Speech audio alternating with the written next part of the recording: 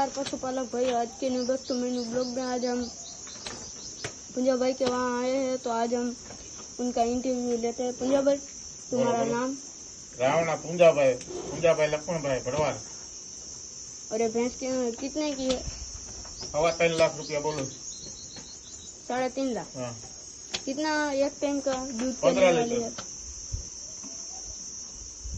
और अब सेल करेंगे तब कहाँ पे जाएगी? शीतल देवी लाल भाई ने। ओके।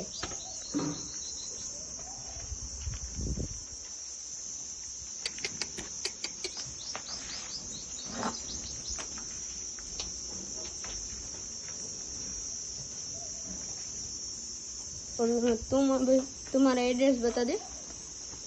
गाम रावणा, तालुको गोंडल, जिलो राजकोट। तुम्हारा नाम नंबर? 63 5 44 21 4 81। ओके।